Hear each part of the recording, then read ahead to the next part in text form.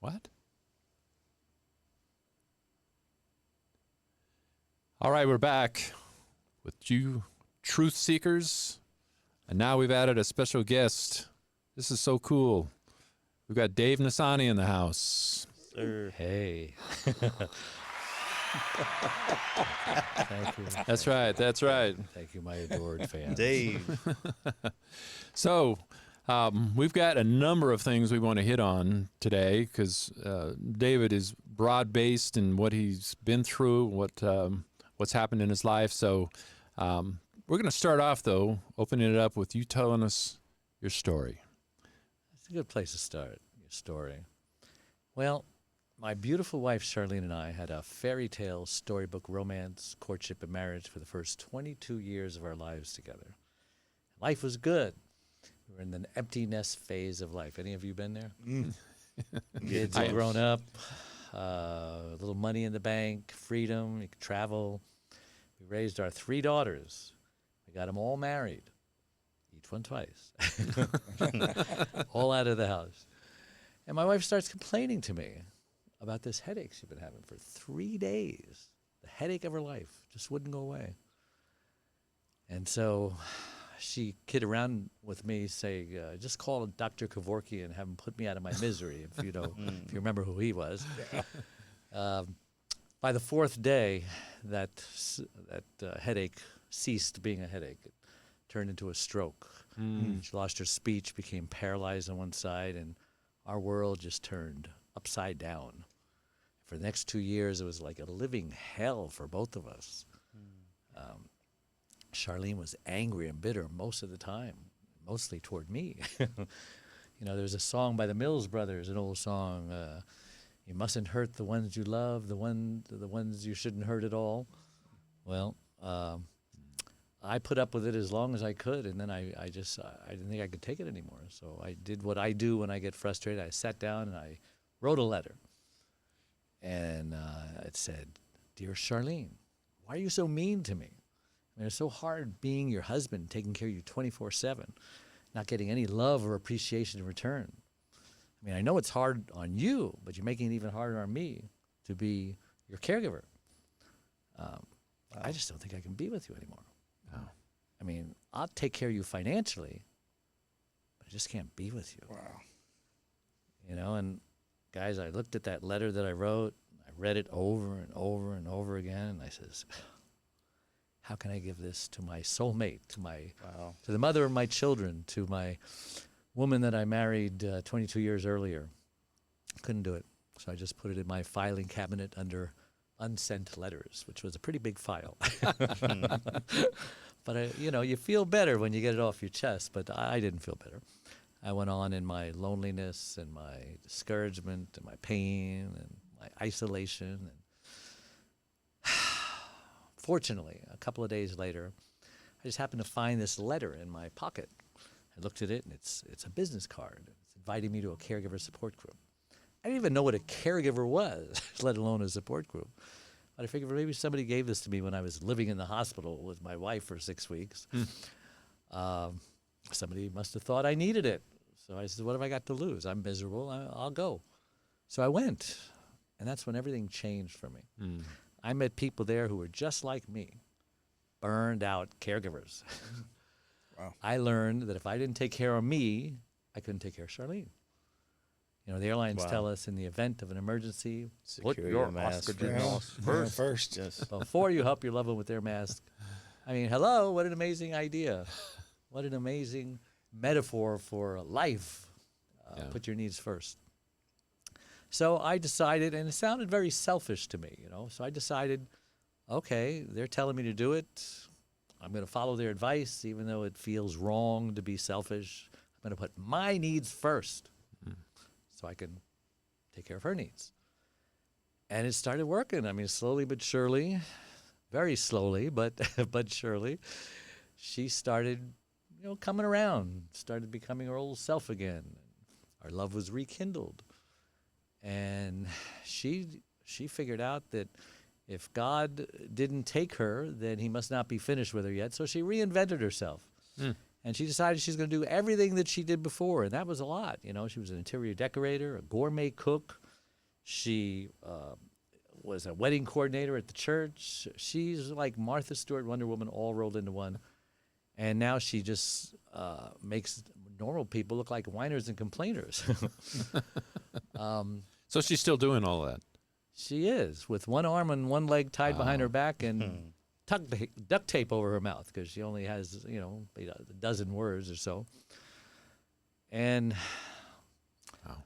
I'm just, she's such an encourager. She dresses like the Queen of England because, I got kicked out of the closet. I'm in the garage now in my closet.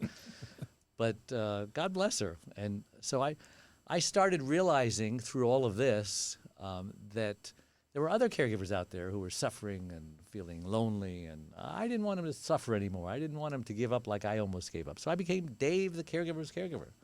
And I now host a popular syndicated radio show called Caregiver Dave Show, heard in all 50 states, 135 countries, and I have written, I'm a best-selling author. I'm writing my 4th book. And I've appeared at Harvard with Suzanne Summers and Martha Stewart and Ice-T at Carnegie Hall and NASDAQ and West Point and Coca-Cola and Mercedes. Wow. I've spoken all over the country from Hawaii to Washington, D.C. And I've been on 46 TV shows.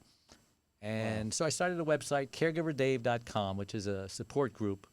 It's packed with tools and resources and blogs and videos and coaching by yours truly. And it's a free membership website. They just have to go there and sign up, and I'm going to give them 3 free gifts right off the bat. And they're going to get an introductory coaching session from yours truly. Oh, awesome. And if you know a caregiver or if you are a caregiver, either join or buy, not buy, because it used to cost money, but it's free now. So encourage them to join because you just might be saving their life. Heck, you might be saving your own life. yeah. So that's basically that's my huge. caregiver story. Well, that's a huge story. So I'll let you ask the question in just a second, but I just want to make that a quick observation. I mean, this is tragedy to triumph. This is huge from a very desperate situation. God has turned it around. Yeah. You're a well-known author, speaker, podcaster. I mean, That was after the tragedy, though. Before that, I was just Mobile Dave because I have a mobile gas station for 45 years now. Of course, 25 years back then. And I was just a normal guy. I wasn't doing any of this stuff. I'm glad I was on a need-to-know basis. If somebody told me the tragic days that lied ahead, I don't know what I would have done. But if he also told me that I was going to be doing all this good stuff, I'd say, yeah, right, I'm going to be an astronaut. I'm going to go to the moon. Because it was that impossible. right. But trials seem to forge you, like you're forging a sword with the hot iron and the fire and the hammer. It forges you into another person. And that's one of the gifts of the Spirit or the armor of God, right? The belt of truth. I'm a new creature in Christ. Old things have passed away. Behold, all things have become new. Yeah. And I'm a walking, talking testimony to that. What a great word. Yeah. Great word. Yeah. How do you deal with the emotional aspect of the caregiving, being the caregiver? Caregiving is not for sissies. Yeah. It's not no, hard. it's not. Now, I had a lot of gifts in my little tool belt to begin with. I'm an entrepreneur, so I've got all those skill sets, and I'm a very strong-willed person, and I know how to say no. I have boundaries in my life. And so it was easier for me, even though it was hard, it was easier for me to navigate the waters of self-care because maybe I'm just a selfish person at heart because I did a talk at a TEDx talk, and I wanted to call my book Caregivers Have to Be Selfish or something like that. They said, no, you can't use that word. That's a negative word. Nobody will buy your book. And they hated it, so we changed the title to It's Your Life Too, Survive and Thrive as a Caregiver. But at TEDx, they liked the word selfish in there. They says, no, that's great, just something to get people to tune in.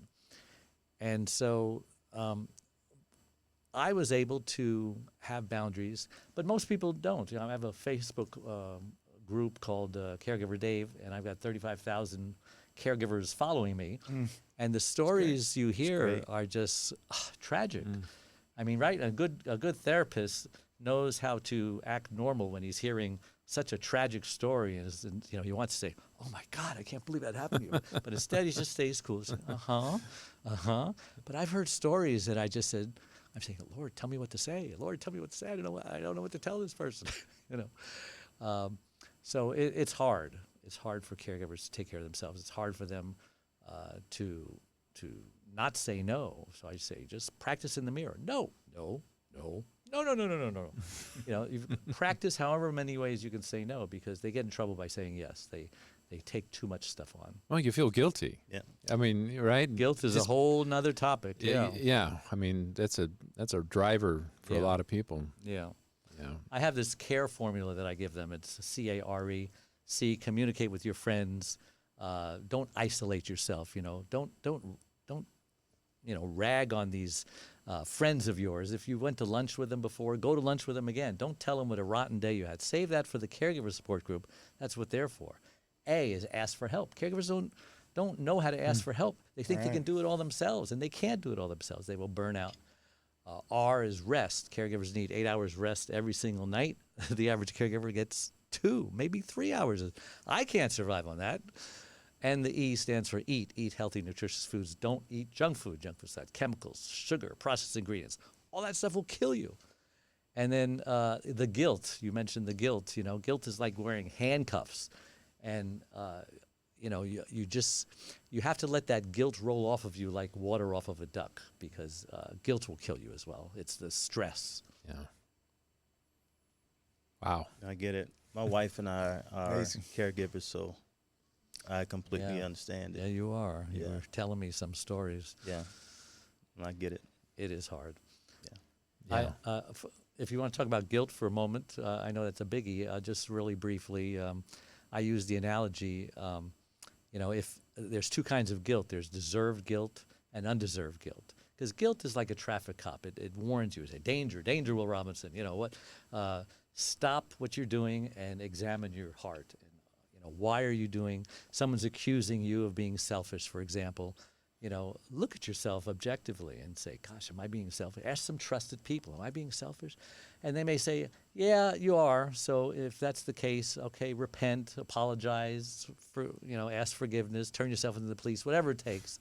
And then, throw the guilt away, because you don't need it anymore. It did its job. Then there's undeserved guilt. Your mother-in-law is accusing you of this and that, and you ask other people, no, she's crazy. You didn't do that. Just ignore the guilt, throw the guilt away, just like you would if it was deserved. And that's how you deal with guilt. Wow, I guess Simple, we should, right? we can wrap it up right now. That was a good word. Question I have is that where do you find as a couple, where do you find your biggest joy now as a couple? Well, she still cannot talk after 25 years, but she can communicate non-verbally through Pictionary, charades, 2 games I hate, by the way, but I'm learning to love because I really suck at it. But I can get about 75 to 80% of what she's trying to say, which is a lot better than normal married people. Communication isn't great in normal married lives. But so we're doing pretty good. And she's got the nonverbal part down good, because that's like 80% of communication is nonverbal. And so we have a normal relationship. We just came back from Ventura celebrating her 77th birthday. I'm 67. Yeah, happy birthday. Wow. Thank you. I would say she robbed the cradle, but she doesn't like me to say that, so I won't say that. But our love is probably stronger than it ever has been. We respect each other probably more than it's ever been. She understands that most men wouldn't stick around. They would have given him that letter. And I understand that most women in her position would be depressed and would be suicidal. And she chooses not to put me through that, and I choose not to put her through that. So we are happily married, probably more so than we ever have. I mean, maybe if she didn't have a stroke, who knows? Maybe we'd be arguing all the time about stuff. But now we can't argue because we can't really communicate on that deep of a level. But I'm being facetious, of course. But we And I get along like the great. idea that you set aside Thursday nights Yeah. Oh, yeah. for dinner, Date night. date night. Yeah. Date, day, and night. I don't get away with just date night. It's got to be the whole day. And she guards it like a hawk. And so that's one recipe for a happy marriage. Never stop dating your wife.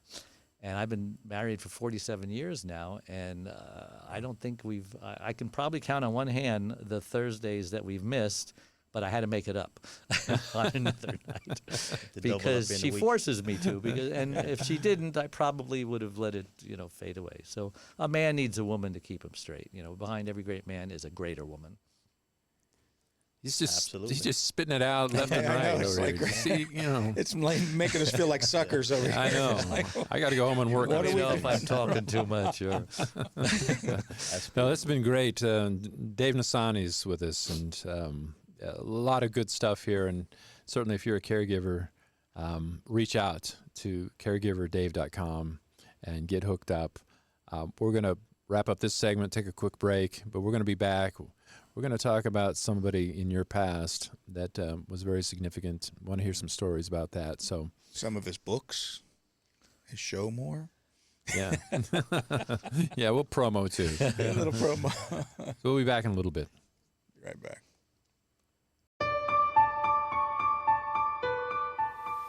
Anytime we suffer loss, we grieve. And a lot of people don't realize what even the grief process is. But it could be 5 to 7 steps ranging from denial, I don't believe this is happening, anger, oh my gosh, I'm so upset this is happening, to a form of bargaining, how can I get out of this, to depression, which is a very serious thing because that often leads to suicide. And then finally, after you realize you have no more control over your situation and you're totally okay with the new normal that it brings, that wonderful, wonderful place called acceptance.